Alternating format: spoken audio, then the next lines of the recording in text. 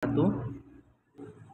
Bertemu kembali dengan saya dalam pembahasan tajwid. Kali ini tajwid yang saya bahas tentang wakaf. Nah, mungkin ini bukan pembahasan yang baru ya. Tapi saya ingin coba menunjukkan di dalam Al-Qur'an ini mudah sekali mencari tentang wakaf. Maksudnya wakaf itu ada apa aja dan bagaimana ketentuan wakaf tersebut, apakah harus lebih baik berhenti, lebih baik ini. Nah, ini saya coba menggunakan Al-Qur'an ya yang biasa. Yang biasa karena yang seperti ini ya. Kita coba lihat dalamnya informasi tentang wakaf. Di sini ada Asmaul Husna ya. Kita lihat wakaf. Nah, di sini di halaman awal biasanya ada informasi tentang wakaf. Nah, kita bisa dilihat biasanya di setiap Al-Qur'an itu ada macam-macam bentuknya, tapi bisa kita lihat, bisa kita simak apa saja wakafnya. Nah, yang pertama bisa kita lihat wakaf di sini ya. Ada wakaf lazim, huruf mim seperti ini. Ini dan ketentuannya apa kalau bertemu dengan wakaf ini yaitu harus berhenti. Nah, ini yang sering terjadi adalah suka keliru wakaf lazim dengan tanda iklab ya. Karena iklab itu juga ada mimnya ya. Ada yang tertukar antara wakaf tanda mim di wakaf lazim dan mim di iklab gitu. Jadi tandanya seperti apa contohnya? Nanti ya contohnya. Kita lanjut dulu ya. Yang kedua adalah huruf ja seperti ini ya. Namanya wakaf jaiz. Boleh berhenti, boleh pula disambung. Jadi kalau bertemu dengan wakaf seperti ini, boleh untuk berhenti, boleh untuk disambung. Oke, kita lanjut ya nanti ke contoh ya. Lam alif seperti ini, tanda lam alif seperti ini ya. Ini namanya adamul waqfi. Adamul waqfi. Ketika bertemu dengan wakaf seperti ini, dia dilarang berhenti. Seperti itu. Kemudian ada tanda ain, tanda ruku. Tanda ain seperti ini ya maksudnya. Nah, ini ada di sini. Ini ya. Terus ada yang seperti ini, tanda ain. Ini tanda ruku. Nah, itu ya. Kita balik lagi. Tanda ruku. Mana tadi? Nah, itu tanda akhir surat atau ayat tertentu. Di akhir surat memang ada tandanya. Seperti ini di tanda akhir surat ya, memang selalu ada. Nah, kalau ada ini berarti dia tanda ruku. Di tengah-tengah surat seperti surat panjang ada tandanya. Nah, ini berarti sampai sini ya, tanda ruku. Oke. Kita balik lagi. Yang selanjutnya ada juga wakaf al-waqfu aula. Al-waqfu aula. Qili. Qaf dan lam ya. Jadi qili ini ya, jadi qili.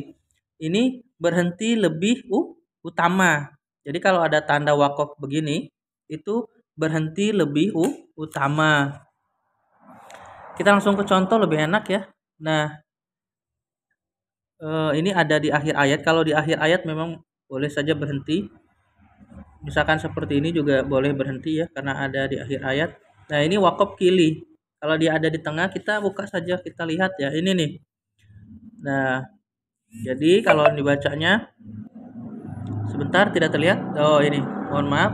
Nah, ini ada wakaf kili. Ini lebih baik untuk berhenti. Ada tadi wakaf jaiz. Ini di atasnya dia lebih baik untuk bisa berhenti, bisa juga lanjut. Jadi kalau misalkan dari sini ya berhenti bisa diwakafkan zulumatun wa ra'dun wa barq seperti itu. Nah, seperti contoh tadi wakaf lazim Balik lagi ya, karena kita lebih enaknya langsung contoh saja. Kita lihat wakop lazim. Wakop lazim yang mim tadi, kita balik lagi ya. 1, 2, ini bisa diulang-ulang, silahkan videonya kalau bingung ya. Wakop lazim ini seperti saya bilang tadi suka tertukar dengan tanda iklab. Contohnya seperti ini. Tanda iklab di sini summum bukmun. Nah, ini juga ada mim, tapi mimnya berbeda. Ini ada huruf ba. Ini merupakan huruf iklab. Jadi cara membacanya ada bunyi mimnya. Bunyi mimnya. Jadi summum bukmun, bukan wakof. Seperti itu ya. Terus yang wakofnya seperti apa? Lihat, biasanya di pinggirnya ada tulisan di sini, keterangan di pinggir-pinggir ayat Al-Qur'annya atau Qur'annya itu ada keterangan wakof lazim. Nah, ini contohnya wakof lazim. Nah, illallah. Nah, di sini ada huruf mim juga. Nah, ini wakof lazim, di sininya ada tulisan wakof lazim. Nah, ada tulisan di tandanya. Kalau yang tadi huruf iklab tidak ada tulisannya, tidak ada tulisan wakof lazim. Kita coba lagi ya. Kita lihat. Nah, kalau yang ini tidak ada tulisannya di sini, tidak ada tanda tulisan di sini pinggirnya wakof lazim. Seperti itu. Jadi memang di dalam Al-Qur'an dipermudah ya, diberikan tanda. Oke, lanjut kita ke pembahasan selanjutnya yaitu wakof ada titik 2. Nah, titik 3-nya ada 2. Nah, ini namanya wakof mu'annaqah. Nah, boleh berhenti di salah satu tanda tersebut, namun tidak boleh berhenti di keduanya. Ini contohnya ada di surat awal Al-Baqarah di sini. Zalikal kitabul la raib. Nah, itu kalau berhenti di situ berarti di fi itu tidak berhenti lagi. Lanjut, fihi hudal lil muttaqin. Seperti itu. Atau berhentinya di kedua. Yang kedua, zalikal kitabul la raiba fih. Seperti itu berhentinya. Hudal lil muttaqin. Nah, seperti itu berhentinya. Paham ya? Ini sangat insya Allah mudah untuk kita pahami. Lanjutnya adalah wakof al-waslu aula. Nah, ini adalah disambung lebih utama atau dilanjut lebih utama. Ini kebalikan dari wakof al-waqfu aula. Nah, ini al-waslu aula. Nah, itu adalah kebalikan dari wakof kili ya. Seperti itu. Disambung lebih utama. Contohnya seperti apa? Kita lihat contohnya. Kita cari lagi contohnya di dalam Al-Quran. Nah, kita menemukan salah satunya ini ya. Nah, ini lebih baik untuk disambung. Seperti itu cara membacanya. Ini juga disambung. Dan di dalam Al-Quran pun jika seperti ini contoh disambung, kita bertemu dengan makhraj tajwidnya misalkan idgham bigunah, maka di huruf selanjutnya itu akan ada tanda tasdid, jadi diberikan tanda untuk mempermudah. Berbeda dengan jika ada wakof boleh berhenti, boleh lanjut seperti ini. Nah, ini boleh berhenti, ini kalau dilanjut dia idgham bigunah. Wa barakuyaj. Nah, kalau berhenti boleh. Nah, ini boleh berhenti, boleh lanjut. Sementara kalau yang disarankan untuk lanjut dia tandanya itu ada. Tanda untuk disambungnya itu ada. Misalkan ini ada tanda tasdid sebagai tanda idgham bigunah. Sementara kalau idgham bigunah untuk boleh berhenti boleh juga lanjut dia tidak ditampilkan tasdidnya. Seperti itu. Itu ya tandanya.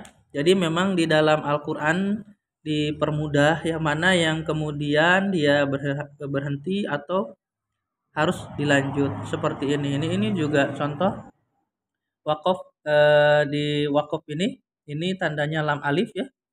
Dia lebih baik untuk dan harus, bukan lebih baik, harus disambung. Jadi karena ini iklab ada tanda mimnya. alimum bima. Nah, ini ada tanda mim kecil sebagai tanda bahwa ini di diteruskan, tidak boleh berhenti seperti itu. Lain dengan yang kita harus berhenti atau lebih baik untuk berhenti itu tidak ditampilkan tandanya. Tanda idghamnya misalkan kalau idgham itu tidak ditampilkan seperti itu. Oke. Selanjutnya kita coba lanjutkan yaitu tanda ayat sajadah seperti ini. Ini disunahkan untuk sujud ya. Sujud di tilawah apabila membaca ayat-ayat sajadah seperti itu. Sebagai contoh coba surat Al-Alaq itu di situ juga ada di akhirnya. Iqra bismi rabbikal ladzi. Nah, ini kita juga bisa melihat. Nah, ini ada ayat sajadahnya yang mana? Kebetulan di sini memang tidak diberikan tanda yang mana ayat sajadahnya. Kan ini tidak diceritakan beberapa sudut kasih tempat atau di kalla kalla la tuti'hu wasjud waqtarib. Nah, wasjud waqtarib. Seperti itu ya untuk tanda adanya ayat sajadah. Jadi ketika ya kita disunahkan melakukan sujud tilawah setelah adanya tanda ini seperti ini di akhir ayat. Demikian untuk pembahasan waqaf, tajwid waqaf untuk kali ini. Mudah-mudahan bisa dimengerti. Saya coba tampilkan ya.